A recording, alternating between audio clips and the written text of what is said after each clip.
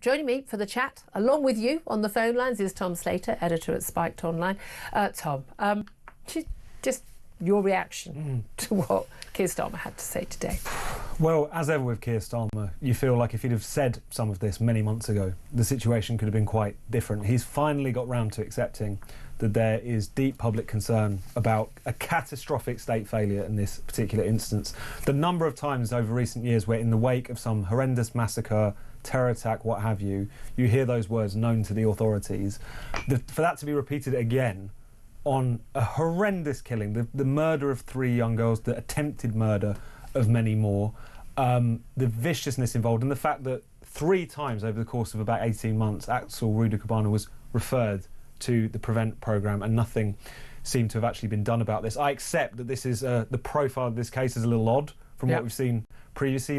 Yes, he was in possession of this Al-Qaeda training manual, this academic study of it, but he seemed to have just been obsessed with violence of all kinds of different flavors and kinds. We don't. Well, you know, I love the reaction to that. Is like, oh well, eh? No, do you know what I mean? Okay. Exactly. It doesn't fit into category A or category B, and therefore you miss it. The fact that only weeks before he actually managed to commit his depraved attack, he was seemingly going to try and do something very similar at his old school. He was hoping to do a massacre at his old school where he'd already been expelled, had been carrying a knife, had arrived there with a hockey stick and beat people. One kid got a broken wrist. I mean, we knew he was dangerous. They knew he was dangerous. His parents knew he was dangerous. The police knew he was dangerous. Even the officials who had to liaise with him over his education, not that he turned up to the specialist schools he'd been assigned to, would only attend with police. And yet this young man was free to roam the streets as and when he wanted, when his father wasn't there to beg a cab driver not to take him to his old school where he feared he was going to commit violence. I mean, again, I do think the parents have a lot to answer. I mean, there's a whole like, oh, well, we lost control of our son. Yeah, but at what point do you say, you know, and we've had cases of people before pleading with authorities, you know, you need to put my son into institutional care. He's a danger. And we saw from that mugshot, which was only released, and it is only, these mugshots are only ever released, are they not, after a verdict of guilt or a guilty plea. The state this boy was, he was 17 and almost 18, he was clearly, you know, he was being a loner, he's basically sitting in his room all day. But here's the thing, hey parents, if your kid is sitting in their room all day looking at genocide and images of beheadings, maybe you want to like flag this with somebody and not just go, oh, well, I hope he doesn't kill anyone. I mean, there's got to be some parental responsibility for what's going on. You've got to be raising those concerns. Let's listen and watch a little clip of Keir Starmer at this press conference today, talking about, you know, the accusation of him withholding responsibility and with information and why he didn't give information at the time. This is what Keir Starmer had to say. Responsibility for the disorder and the violence lies with those that perpetrated it. And we need to be really clear about that. But let me address the facts as you put them to me. There has been a failure here, and I don't intend to let any institution of the state deflect from their failures, and I acknowledge that readily here. Yes, I knew the details as they were emerging. That is the usual practice in a case such as this. But you know, and I know, that it would not have been right to disclose those details. The only losers, if the details had been disclosed, would be the victims and the families, because it ran the risk the trial would collapse. But again, when we talk about disclosing details, why was it necessary to disclose that this man was born in Cardiff? I did my journalism training. You had to pass the law course to get the diploma. You know, I worked as a news reporter. I covered court cases for a number of years as a news reporter. I know what you can write at the moment. I put out a tweet only yesterday morning saying, please don't put yourself in contempt of court. Don't derail the trial by putting out anything on social media, you know, begging people, let the jury do their job. This is the rule of law. But why were certain bits of information put out? You know, where someone was born, that's not a piece of information that is normally allowed as a you know name, age, you know, where they're from, what they're charged with. Why were we not allowed to know that ricin had been found? Why were charges not apparently brought until October, after July 29th? We know the ricin was found and confirmed as ricin by the early days of August.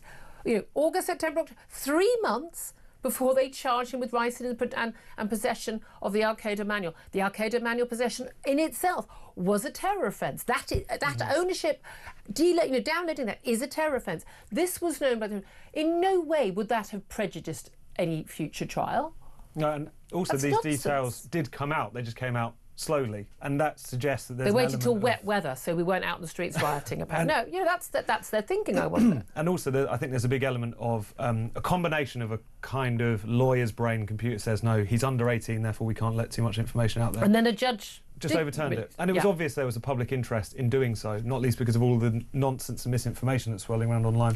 You combine that with a terrifying fear that the more you tell the public, the more likely they are to become volatile, to repeat some of the horrendous scenes we saw in Southport and other northern towns in particular after that attack.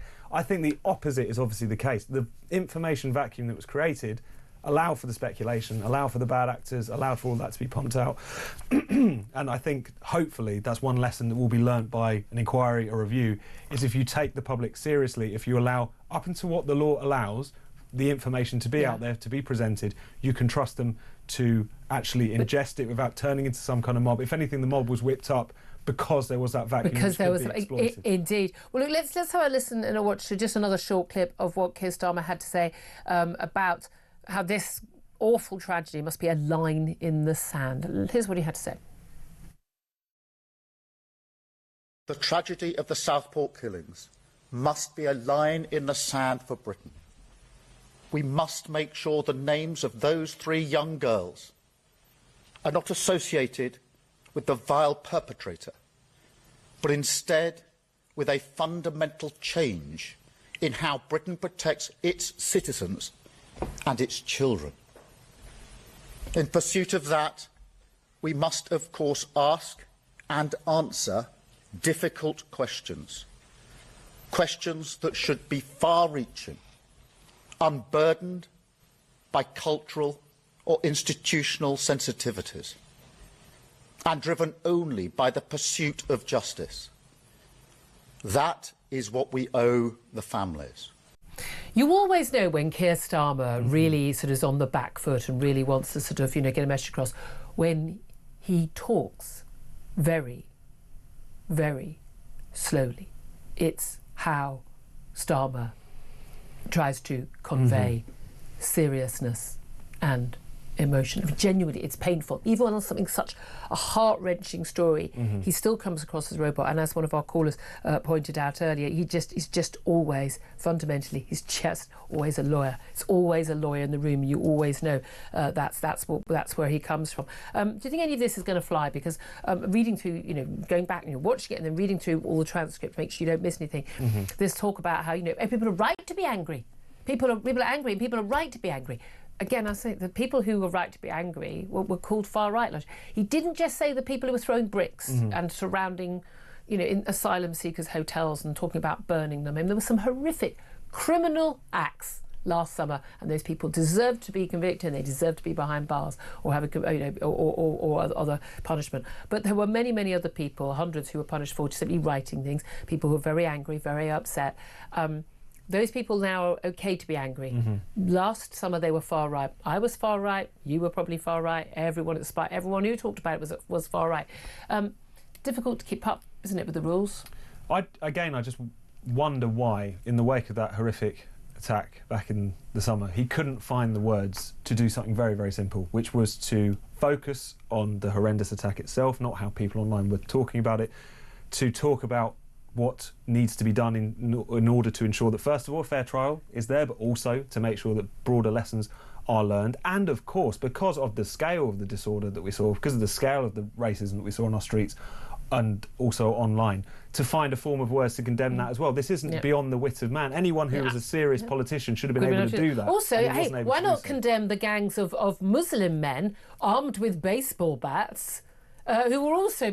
No, they weren't arrested, they weren't threatened. People literally having to barricade themselves into a pub. People just sit there, mind their own business, barricading themselves in the pub. A man sort of, beaten senseless outside a pub just for what's going on. I mean, I'm sorry, the two-tier justice, the two-tier policing, the two-tier criticism is extraordinary. And it's not like he's learned his lessons since last summer and he's really, changed. Only a couple of weeks ago, he was saying that people who were talking about the grooming gangs and how this was an issue with British Pakistani men, which is what it was overwhelmingly, and the people raised this, were far right.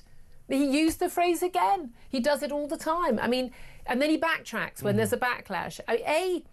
Does he not have a single semblance of sense in his own brain to know not to do this, even if he thinks it himself? And he definitely thinks it. Does he not have a single advisor to say, hey, Prime Minister, don't think you should say that? These aren't off-the-cuff remarks. These are scripted autocue remarks that he makes. They're thought through. They're, by his advisors and by him. And I just don't know for how long you can just keep telling everyone, that they're far right, and then 6 months, a year later say, oh, no, it turns out you were right.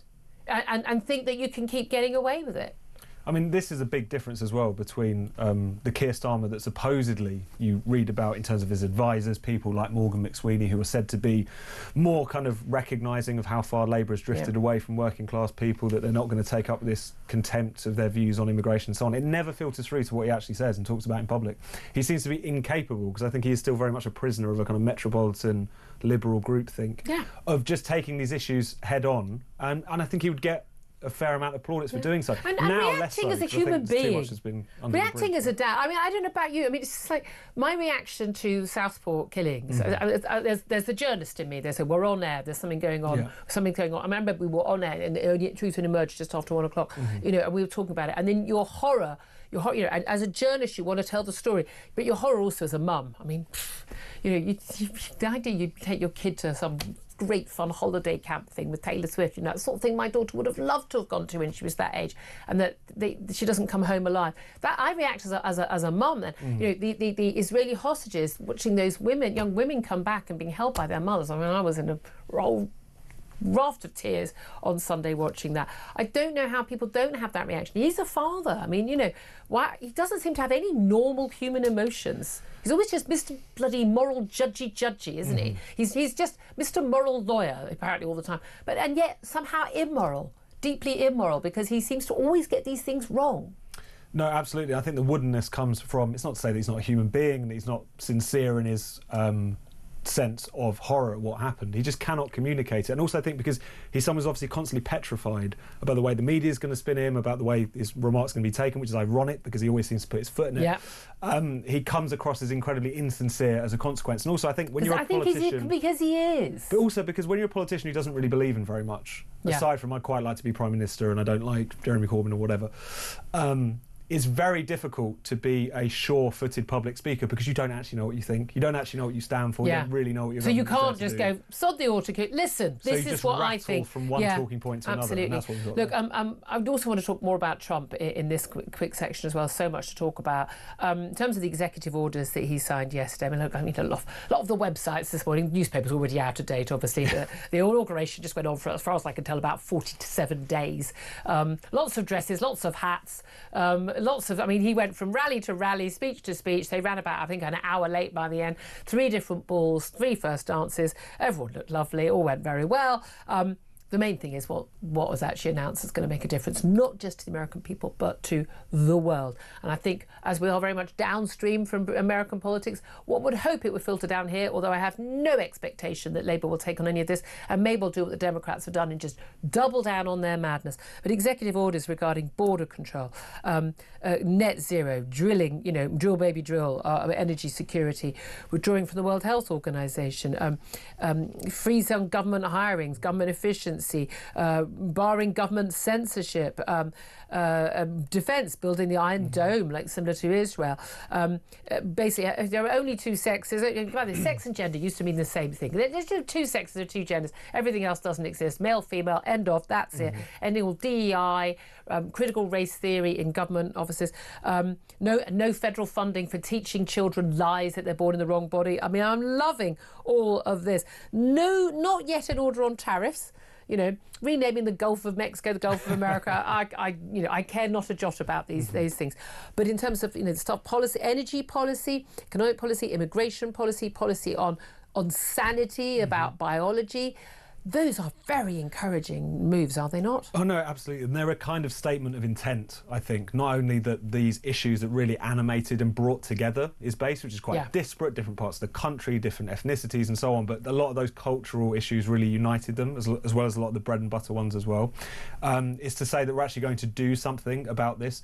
I think populists, sometimes rightly, sometimes unfairly, are often accused of making a lot of noise about certain issues and then not really delivering on them. So I think this flurry of executive orders is a statement of intent. Yeah. And as you say, it'll be interesting to see whether or not they can actually fortify those things for the longer term. Well, I mean, again, there is a lot of executive power, and I know one of the things he wants to do is very unlikely. We'll probably need a constitutional changes. You know, the birthright to citizenship. Say, if you are born in America, even if you're a child of illegal migrants, and literally, mum pops over the border for you to give birth, you're entitled to U.S. citizenship, and also ends up obviously a lot of those parents being able to stay as a result.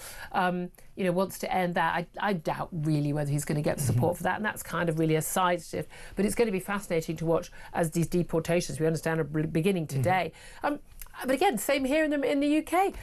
Why are people thinking it's bad or wrong or immoral or cruel to deport people who've got no right to be in your country? It's quite, you either believe in borders or you don't. They believe in borders when it comes to Ukraine, but bizarrely don't believe in borders when it comes to their own country. I mean, one of the most disastrous things for the Democrats, for large sections of the Labour Party, the centre-left more broadly, is its embrace, not simply of migration, but illegal migration, to be relaxed about it, to think it's not really a big deal, to be willfully naive as to the idea that if you have porous borders, that bad actors might exploit them, that you might end up with a lot of dangerous people in your country, that you might just become a route through which actually organised gangs and cartels could exploit your own weaknesses at the border in order to operate and inflict misery, not just in their own countries, but also within your country as well. This has done it for various governments of the kind of centrist to centre-left makeup across the piece now. The only ones that are clinging on in places like Denmark are ones that have recognised that you cannot continue on along this route. And even though there might be areas in which Donald Trump has seemed to go too far in the other direction, to be too callous, to be too over the top about this, the only reason he's been put in power is because of the fundamental failure to do the basics where borders and legal migration is concerned. And again, there was awful, those images, you know, kids in cages, it was absolutely horrific. The fact that it was also done by Obama completely seemed to escape the American media's notice. I'd love to hear your thoughts on all the big stories we're talking about. You know, Rachel from Accounts travelling to Davos. Love to hear your thoughts on that, but particularly want to hear from you on Southport, what Keir Starmer's had to say about there wasn't a cover-up, but also Donald Trump and those executive orders.